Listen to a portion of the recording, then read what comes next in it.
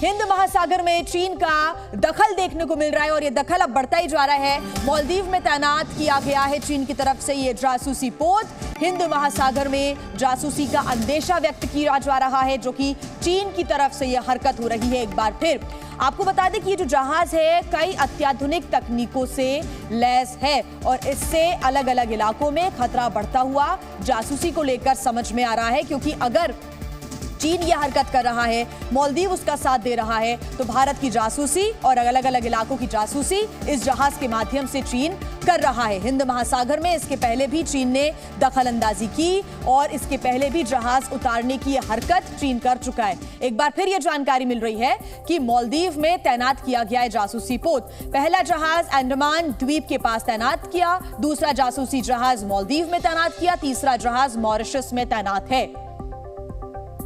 और ज्यादा जानकारी के साथ जी मीडिया संवाददाता प्रणय उपाध्याय हमारे साथ जुड़े हुए हैं। प्रणय, लगातार चीन ऐसी हरकत कर रहा है। इसके पहले भी हमने अभी दर्शकों को बताया कि जासूसी जो पोत हैं उनको, जहाजों को तैनात किया गया और अब हिंद महासागर में उसकी जासूसी बढ़ती जा रही है, दखल अंदाजी बढ़ती जा रही है।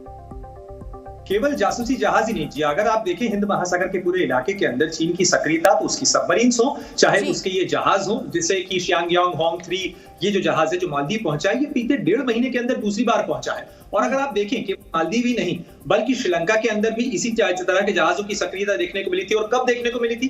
तब देखने को मिली थी जब भारत ने अपने चंद्रयान को लॉन्च किया था। तो आप इससे अंदाजा लगा सकती हैं कि चीन किस तरीके से इस इलाके के अंदर निगरानी करना चाहता है। क्यों निगरानी करना चाहता है? जाहिर तौर पर इस पूरे हिंद महासागर के क्षेत्र में न केवल उसका ट्रेड की आवाजाही होती है, लेकिन भारत यहाँ पर अपनी ताकत को मजबूत कर रहा है। और अगर आप मालदीव से देखें तो भारतीय नौसेना का जो INS बाज है, जो अंडमान निकोबार के इलाके के अंदर तैनात है, भारत का जो नौसैनिक बेस है, वो वहां से काफी नजदीक है। साथ ही अगर श्रीलंका के हम्बनटोटा पोर्ट की बात की जाए, जहां पर इसी तरीके के जासूसी जहाजों को तैनात किया गया था, उनके पोर्ट कॉल किए गए थे। हालांकि मालदीव सरकार का कहना है कि किसी तरीके का रिसर्च ये जहाज नहीं करेगा, केवल क्रू चेंज करने के लिए ये परमिशन मांगी गई थी चीन सरकार की तरफ से। लेकिन मोइजू सरकार के आने के बाद से जिस तरीके से चीन के प्रति कहा जाए कि जो सदाशयता है वो बढ़ी है मालदीव सरकार की, चाहे वो ठेके और कंपनियों को पट्टे देने का मामला हो, चाहे इसके अलावा इस मामले के अंदर जहाजों को इजाजत देने का मामला हो।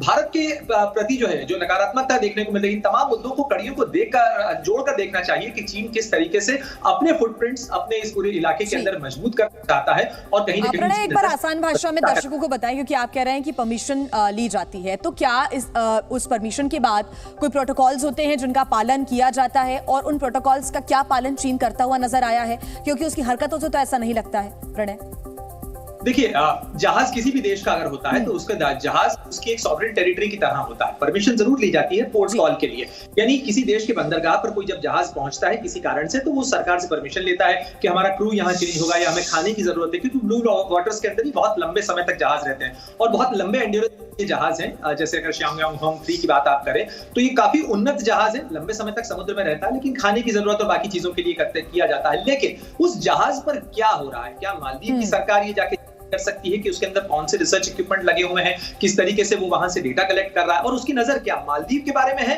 या वहां खड़े होकर वो भारत पर निगरानी और नजर रखना चाहता है? तो ये तमाम वो सवाल। इस जहाज के बारे में भी जानकारी दें कि इस जहाज को जासूसी जहाज क्यों कहा जा रहा है और ये दूसरे देशों के लिए, खासतौर से भारत के लिए, खतरनाक कितना हो सकता है?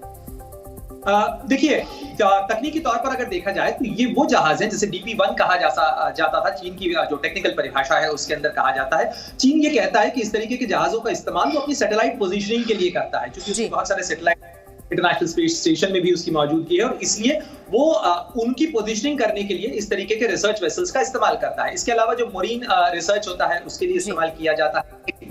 क्या इस बड़ी खबर पर हमारी नजर बनी रहेगी। फिलहाल शुक्रिया प्रणय आपका तमाम जानकारी के लिए।